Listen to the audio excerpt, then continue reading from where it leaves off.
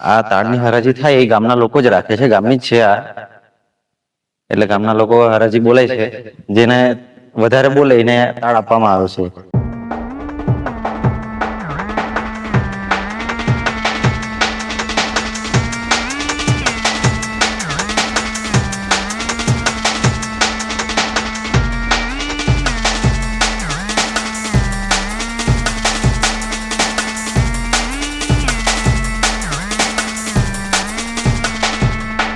ત્યાં રસ્તા પરથી જઈને બેઠી આના પર પડેલી એમ, એટલે 2 તાળ ખલાસ થઈ ગયેલા, હળગી ગયેલા એમ.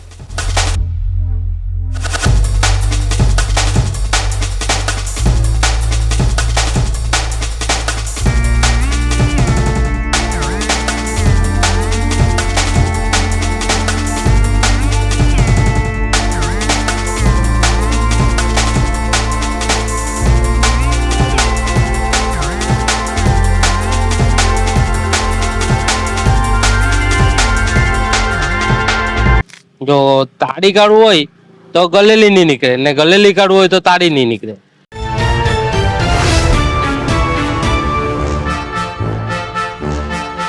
નમસ્કાર, હું છું પંકજ કોકણી. અમારી યુટ્યુબ ચેનલ અંબિકા વિઝન ઉપર આપ સૌનું હાર્દિક સ્વાગત છે.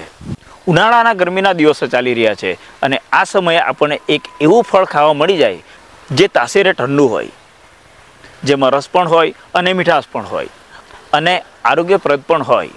આજના વિડીયોમાં આપણે તાળ તેમજ એના ફળ વિશે વિસ્તૃત માહિતી મેળવીશું. ઉનાળાની કાળઝાળ ગરમી હોય અને એવા સમયે આપણને શરીરમાં ઠંડક પહોંચાડતું મીઠું મધુરું અમૃત સમૂહ ફળ ખાવા મળી જાય તો કેવું, જે શરીરને શીતળતા અને ઠંડક પહોંચાડનારું હોય. આપણા દક્ષિણ ગુજરાતમાં આ ફળ ખૂબ જ મોટા પ્રમાણમાં મળી આવે છે, જેને આપણે તાળફળી, ગલેલી કે ગેદલીના નામે ઓળખીએ છીએ. અંગ્રેજીમાં એને આઈસ એપલ કહેવાય છે. આપણું દક્ષિણ ગુજરાત તાળના વૃક્ષો માટેનું એક મુખ્ય કેન્દ્ર છે, પરંતુ તેના સિવાય પણ ગુજરાત અને ભારતના અન્ય ઘણા ભાગોમાં આ વૃક્ષો નોંધપાત્ર સંખ્યામાં જોવા મળે છે. તમિલનાડુ રાજ્યમાં સૌથી વધુ તાળના વૃક્ષો થાય છે. તાળ એ તામિલનાડુનું રાજ્ય વૃક્ષ પણ છે. તેની ઊંડી મૂળિયાની સિસ્ટમને કારણે તે દુષ્કાળમાં પણ ટકી રહે છે. તેથી જ તે ભારતના મેદાની અને સૂકા વિસ્તારોમાં કુદરતી રીતે ઉગી નીકળે છે. ગુજરાતના વાતાવરણમાં તાળ અને ખજૂરી જેવા વૃક્ષો કુદરતી રીતે સારી રીતે અનુકૂલન સાધી લેતા હોય છે. ઉનાળા દરમિયાન હાઈવે, બજાર અથવા સોસાયટીઓ પાસે લારી લઈને બેસતા લોકો આ વ્યવસાયનો સૌથી મોટો દેખીતો ચહેરો છે. હાઈવે પર પસાર થતા મુસાફરો ગલીલાના મુખ્ય ગ્રાહકો હોય છે. ઘણીવાર ઘરની મહિલાઓ ગલીલીને છોલી તેને સાફ કરી વેચવાનું કામ સંભાળતી હોય છે. લોકડાઉન થયું એટલે પહેલા શાકભાજીનો ધંધો ચાલુ કર્યો. શાકભાજીમાંથી પછી ગલેલીનો ધંધો ચાલુ કર્યો. ગલેલીના ધંધો કરતા મને 5-6 વર્ષ જેવા થઈ ગયા. ગલેલી એ માત્ર સ્વાદિષ્ટ જ નહીં પણ પોષક તત્વોનો ખજાનો પણ છે. ખાસ કરીને ઉનાળામાં જ્યારે શરીરને પાણી અને ખનિજોની જરૂર હોય ત્યારે તે કુદરતી એનર્જી ડ્રિંક જેવું કામ કરે છે. તેમાં આશરે 80-90% પાણી હોય છે, જે શરીરને હાઇડ્રેટ રાખવામાં મદદ કરે છે. કાર્બોહાઈડ્રેટ્સ કુદરતી શર્કરા હોવાથી તે ત્વરિત શક્તિ આપે છે. ફાઇબર પાચન તંત્રને સુધારવામાં અને કબજિયાત જેવી સમસ્યા દૂર કરવામાં મદદરૂપ થાય છે. ગલેલીમાં વિટામિન્સ પણ મોટા પ્રમાણમાં મળે છે. વિટામિન એ આંખોના સ્વાસ્થ્ય માટે ઉત્તમ છે. Vitamin B complex, vitamin B1, B2 અને B3 હોય છે, વિટામિન સી રોગ પ્રતિકારક શક્તિ વધારે છે અને ત્વચા માટે ફાયદાકારક છે.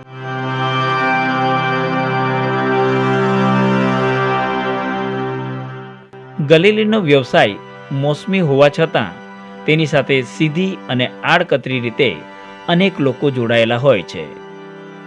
આ વ્યવસાયમાં મુખ્યત્વે શ્રમ અને પરંપરાગત કૌશલ્યનું મહત્વ વધારે હોય છે.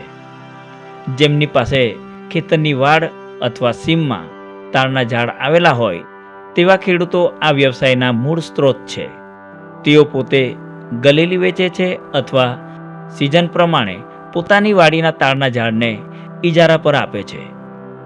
ખેતીની સાથે પૂરક આવક મેળવવા માટે ઘણા ખેડૂતો તાડના ઝાડની જાળવણી કરે છે.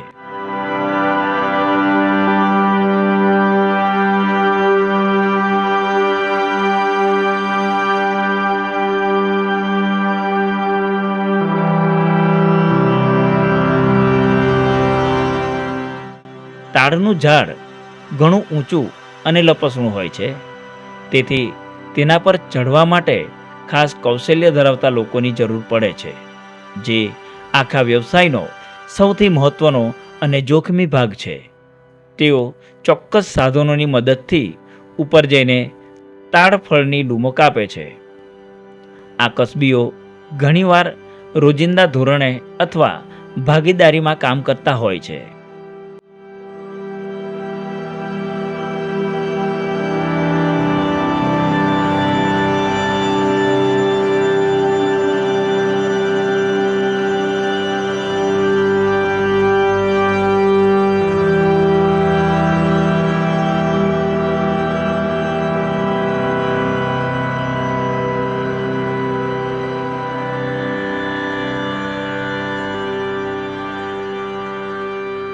મારું નામ છે પ્રફુલ કુમાર શિવાભાઈ ગામિત. હું દેદવાસણ ગામમાં રહું છું. તાડ પર ચડવાનું કામ હું 12 વર્ષથી શીખેલો છું. થી આ તાડની ગલેલી પર અમે નિર્ભર છે. અમને રોજીરોટી એના પર મળે છે. મારો અભ્યાસ 12 પાસ કરેલો છે, પછી ITI કરેલું છે. એ કંપનીમાં 5 વર્ષ કામ કર્યું, પછી બહુ ઇન્ટરેસ્ટ જેવો નહીં લાગ્યો, એટલે પછી આમાં ઇન્ટરેસ્ટ હતો એટલે હું ચાલુ કર્યો પાછો. આમ તો પહેલેથી નાનપણથી ચડતા હતા. ત્યારે તો 300 રૂપિયા આપતા છે ને વધારે ફળ ઉતરે તો કોઈ 500 બી આપે. પ્રાચીન સમયમાં તાડને ગ્રંથતાલના નામે પણ ઓળખવામાં આવતો. તાડના ઝાડને ગ્રંથતાલ અથવા તાડપત્ર સાથે જોડવાનું મુખ્ય કારણ આપણી પ્રાચીન ભારતીય લેખન પરંપરા છે. કાગળની શોધ પહેલાં ભારત અને દક્ષિણ પૂર્વ એશિયામાં જ્ઞાનને સાચવવા માટે તાડના પાનનો ઉપયોગ કરવામાં આવતો હતો. એક તાડનું ઝાડ આશરે 20 થી 30 વર્ષની ઉંમરે તેની પૂર્ણ ઊંચાઈ અને ક્ષમતા પર પહોંચે છે. આ અવસ્થાએ તેની ઉત્પાદકતા સૌથી વધુ હોય છે. તાડનું ઝાડ ઘણું લાંબુ આયુષ્ય ધરાવે છે. તે 80 થી 100 વર્ષ સુધી જીવી શકે છે અને દાયકાઓ સુધી તાડફળી આપે છે. નીરા કેન્દ્રવાળાએ હરાજી રાખેલી, એ અમે બોલીને અમે રાખેલું. અત્યારે 180 તાડ છે, તેમાંથી અડધા તાડ જેવા પછી ગલેલી પડી ગઈ. બાકીની હજુ બાકી છે. હવે લગભગ 15-20 દિવસ હજુ ચાલે સીઝન. આ ગલેલી લૂમમાં કોઈ મોટી લૂમ હોય તો 50, 60, 100 સુધી બી આવે, મોટા મોટી હોય તો. પણ ઓછામાં ઓછી 50 પકડીને ચાલવાનું. 50 નંગ ગલેલી નીકળે. આમાં અમારે ગલેલીનો અંદાજ હોય છે કે તરફડામાં કે આમાં કેટલી ગલેલી હશે. 2 વાળા હોય, 3 વાળા હોય, 1 વાળું હોય, એ રીતે અમે ગણતરી માંડી લઈએ. એ અમને અંદાજ આવી જાય અંદર. એ કાપીને ગણતરી કરવામાં આવે એમ. એને નિશાની પાડે એટલે કે આ ગણાઈ ગયું છે આ તરફડું એવું. કાચા તાડફળ, ગલેલી અથવા તાડફળી ઉનાળામાં આ સૌથી વધુ લોકપ્રિય છે.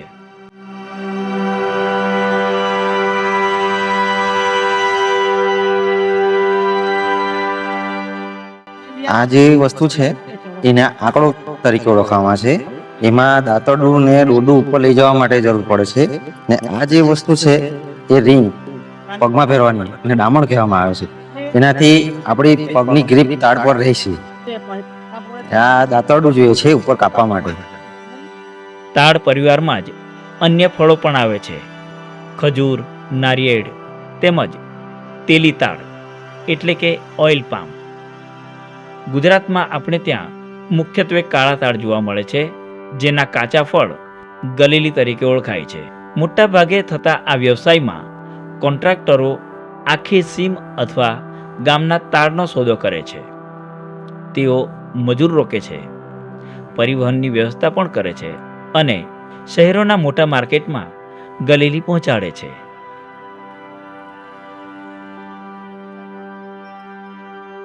મારું નામ શૈલેષભાઈ. હું કેટલા વર્ષોથી એટલે ગલેલી આવો છો, ગલેલીનો ધંધો કરું છું. આ ધંધામાં અમને ફાયદો થયો એટલે આ ધંધો અમે ચાલુ કરી દીધો. અમે વલવાડાથી આવીએ છીએ. ઉમરા એક દુકાન રાખીએ ને એક આપણે પેલું શું નામ એટલે જાનકીવન રાખીએ, એટલે અમારી 2 દુકાન ચાલે.